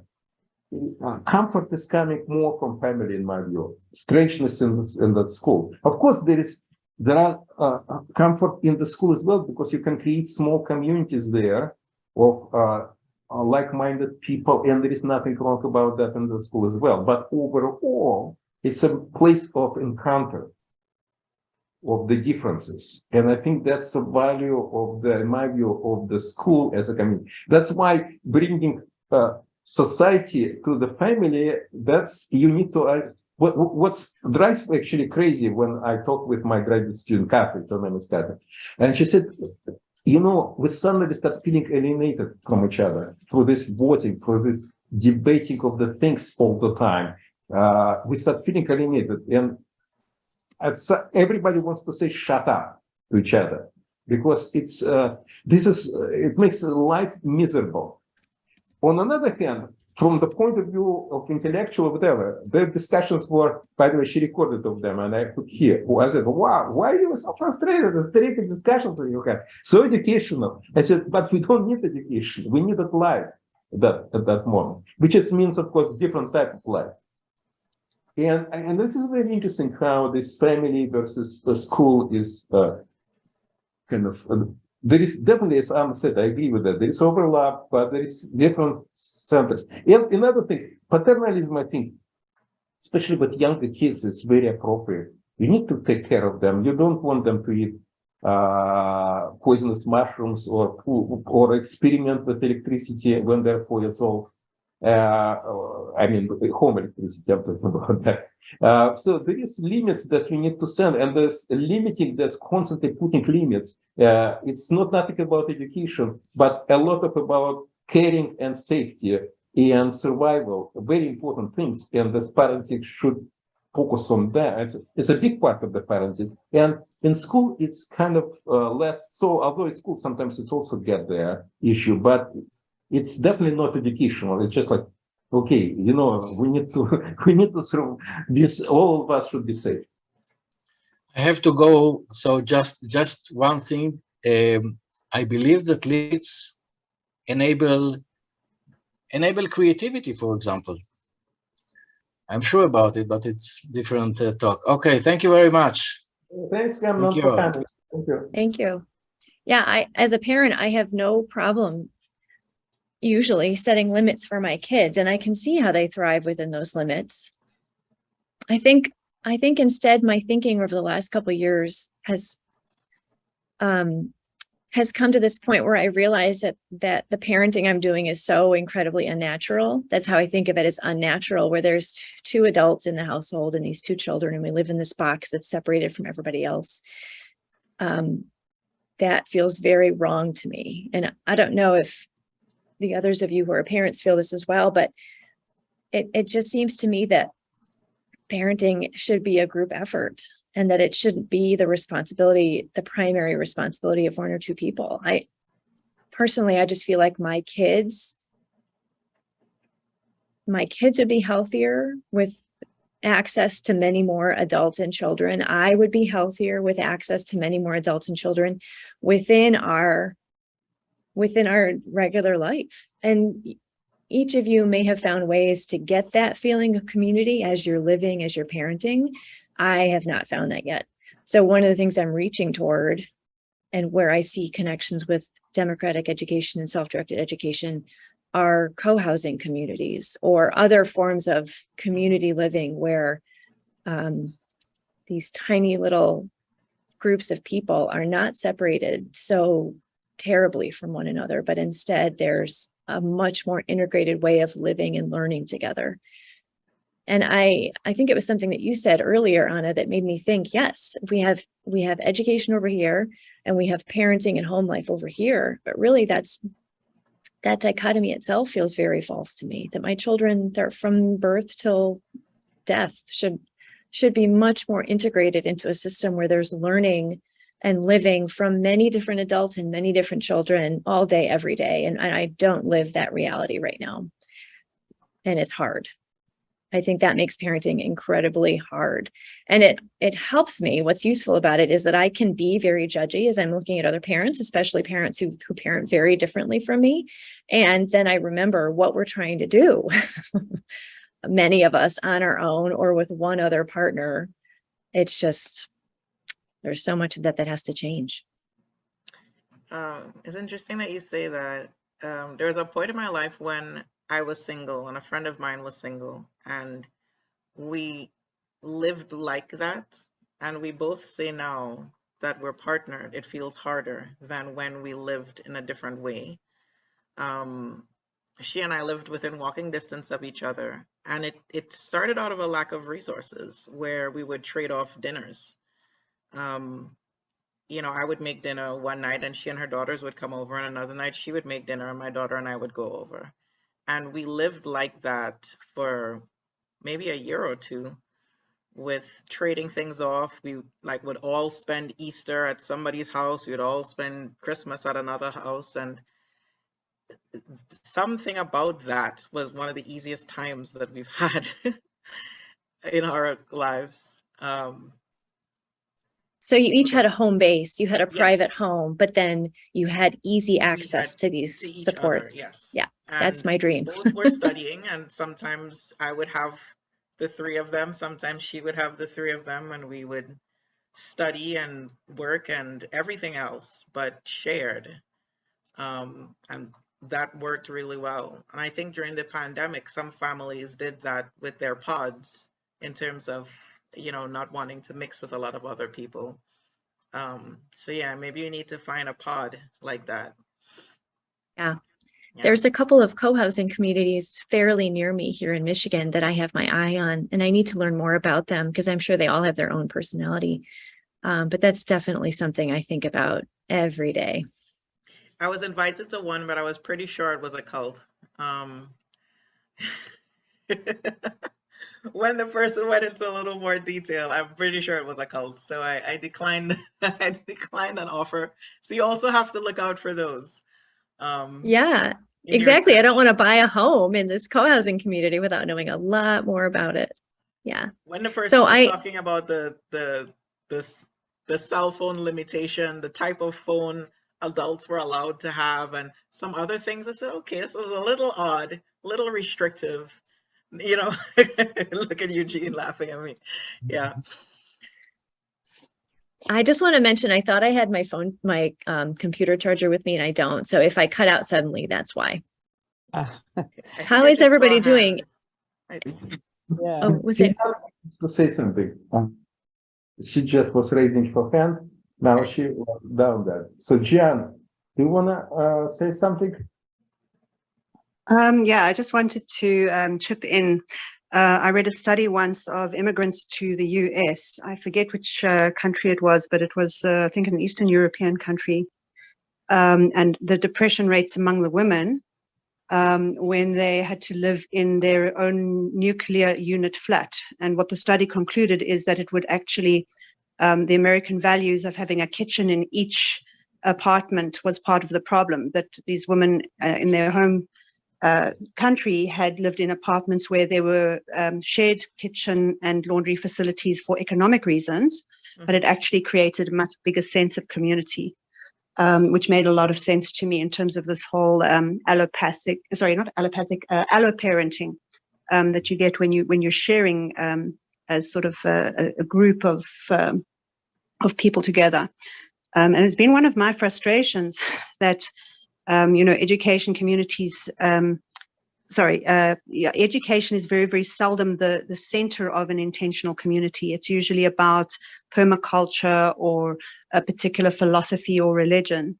But I would really love to see more spaces. I don't know if you are aware of Porges, I don't know how, Porges in France, Ramin Farangi's eco-village with a Sudbury school, I think at the center. But yeah, I was thinking more of those. I think Mariam might know, because Mariam lives in France and she writes something. Gina, I'm not sure if I heard. What about Farangis? Let me write it in the chat rather. Yeah, that will be helpful. Yeah, Miriam, you're very right. I'm from the Caribbean, and there's a lot more sense of community, even if it's not your family, in terms of that life with raising children. It's sort of if an adult who lives on your street says something to you, it's the same as if your parents said it to you, type of feeling. So, children sort of, I would say, behaved around all the adults that they knew. And there's a part of a community dynamic there that, I don't have in the US at all. I don't know my neighbors. They don't know me. I don't know their kids. When their kids are outside doing crazy things, I won't say anything to them unless they're harming someone, or, I just kind of keep to my own and they keep to their own. But yeah, I definitely miss that community feeling of a neighborhood. I come from a society that was based on these very tight communities, although we didn't live in the compound situations, but even in Belgrade, that almost as big as Philadelphia, people had very strong feeling of this community, but the other side of being only in community is the limitations of the community. It's the dark side, when you feel like suffocating, when everything that you do that's not community value is immediately struck down. Who are you to do that, and who do you think you are, and how can you do that to the community? Even Melissa said earlier that for the family, if what you're doing is harming family, but in her eyes, not in the child's eyes, that's we have to do something about it. So there is a very delicate, I think, for people who coming from the Western hemisphere, where individualism and this societal way of life, there is a feeling of the loss of community, and that you don't have that big community support.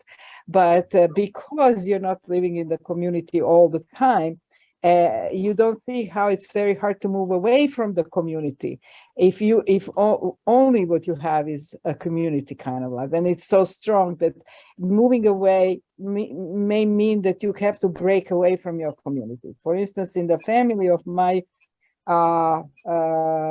daughter-in-law in Belgrade, who is from a very traditional family in Yugoslavia, one of her uncles, and her mother was a child with many siblings. So one of her uncles out of 8 people completely broke away from the family, and he's living, passing the streets, not talking to them. And I don't know why, but there is something going on there.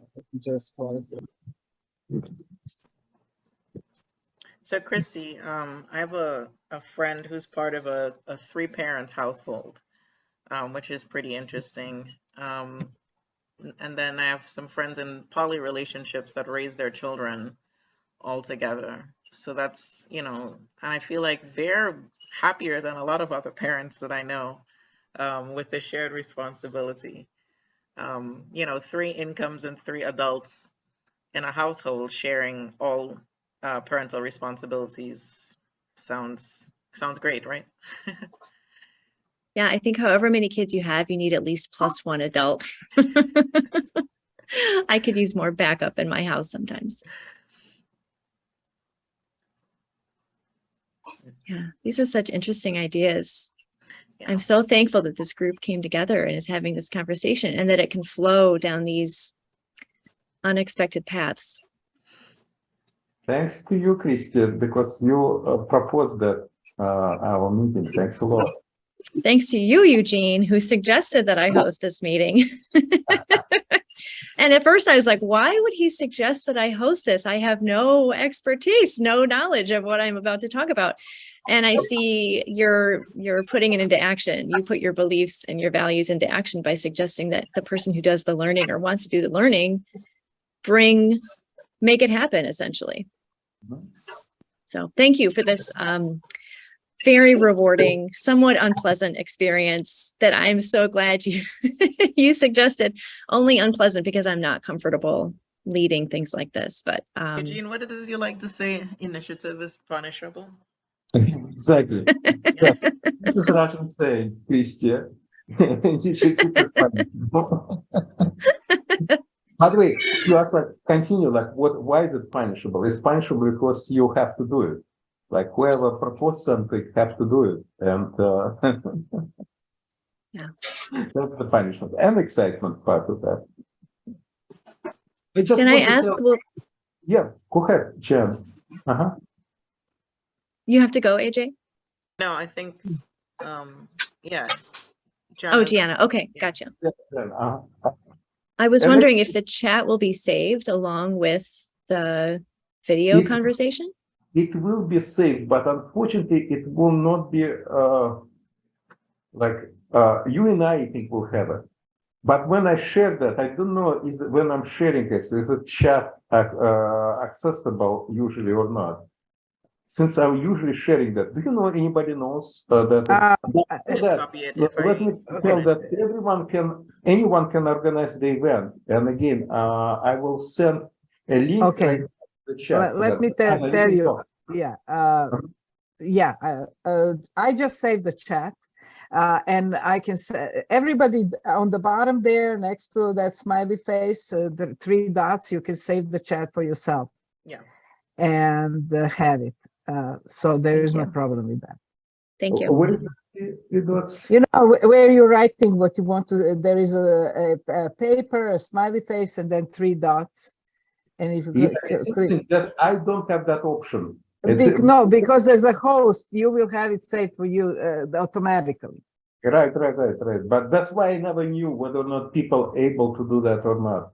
Thanks to, but by the way, I will tell everybody else that it's possible because I didn't know that. Well, thanks a lot. It was nice seeing you. Nice talking with you. It was a pleasure, and thank you. Yeah, thank you, everybody. And Yeah, thank you so much.